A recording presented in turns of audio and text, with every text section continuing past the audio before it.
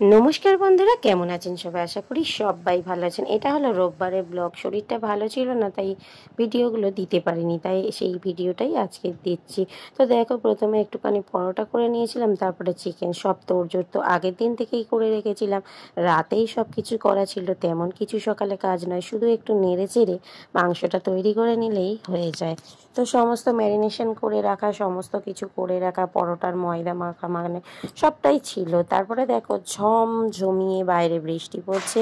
চিন্তা করছি কি করে বেরোবো। আজকে বেরোনোটা বোধহয় একদমই পসিবল নয়, কিন্তু মা তো এতগুলো রান্না করেছি, ছেলেটার কাছে যেতেও হবে। ছেলেটা তো বসে আছে, মা আসবে কিছুটা না কিছুটা খাবার নিয়ে। তারপরে ভাবছি ভেসেল কি পাবো।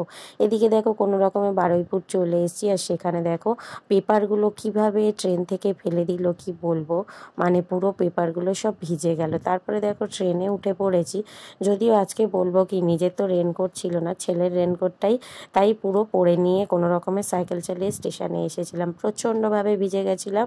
আর আমার এক বান্ধবী দেখলাম, ও ভিজে ভিজে এসছে, গড়িয়া থেকে ও উঠেছে। তো সেখান থেকে আমাদের দুজনের দেখা হলো, তাই গল্প করে করে যাচ্ছিলাম। আর একজন আবার মাঝ রাস্তা থেকে উঠলো, মথুরাপুর থেকে, তো তাদের সঙ্গেও কথা হলো। তো এভাবেই দেখো ভেসেলে যাচ্ছি। ভেসেল তো পাইনি, সরি, ট্রলার পেয়েছিলাম। ট্রলারে যাচ্ছি যখন মনে হচ্ছিল যেন আজকেই বোধহয় সমুদ্রে আমরা পুরো মারা যাব। প্রচণ্ড বৃষ্টি হচ্ছিল, আমরা প্রত্যেকেই ভিজে গেছিলাম। আমি শুধু ওপরের রেনকোটটা গলিয়েছিলাম, নিচের প্যান্টটা তাও পরিনি, পুরো নিচের দিকটা পুরো ভিজে গেছি। আর সেই অবস্থায় সারাদিন থেকে আমার খুব শরীর খারাপ হয়ে গেছিলো। তো দেখো, আমার বান্ধবী তো পুরো ভিজে গেছে। তারপরে টোটো ধরে নিয়েছি ওই অবস্থাতে, আর রেনকোটটা আমি খুলিনি। খুবই ঠান্ডা লাগছিল, কারণ ভিজে অবস্থায় হাওয়াটা লাগছিল টোটোর। তো আমি বুঝতেই পারছিলাম যে আমার আজকে একটা শরীর খারাপ হবে, কারণ আমার একটু ঠান্ডা লাগার আছে। তো ঠান্ডা লেগে গেলে আর আমার কিছু হয় না, প্রথমত হাঁচি শুরু হয়ে যায়, তারপরে এই ব্যাস আর কি। তারপরে বিকেলে চেম্বার আছে, আবার এসিতে গিয়ে থাকতে হবে। এদিকে দেখো, আমার ছেলের বই মোলাট নিয়ে, ছেলের তো নয়, ছেলের বন্ধুর বই মোলাট করছি। আমার ছেলেরগুলো আগেই করেছিলাম, তো ছেলেকে বললাম খাতাগুলো দিয়ে। তো কিছু খাতা ওর মোলাট করা ছিল, ছেলে তো দিল না। তারপরে ও আবার আমাকে ফোন করে বললো, মা মোলাট করতে হবে। আমি বললাম এবার কর। তারপরে ও আবার নাকি নিজে নিজে বন্ধুদের নিয়ে নাকি মোলাটগুলো আবার করেছে।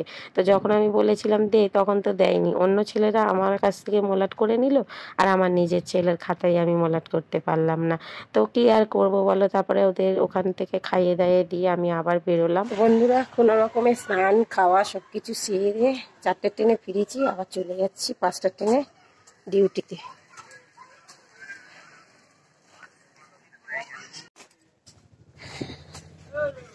চলে এসছি এখন স্টেশনে, ট্রেন ধরবো 5টা 25, বেজে গেছে 5টা 10।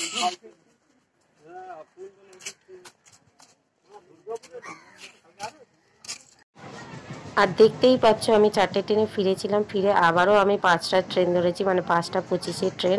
তো বাড়ি থেকে আমি 5টা 5-এই বেরিয়ে গেছিলাম, নাহলে ট্রেন পেতাম না। শুধু স্নান খাওয়াটা করেই বেরিয়ে যাই চেম্বারে।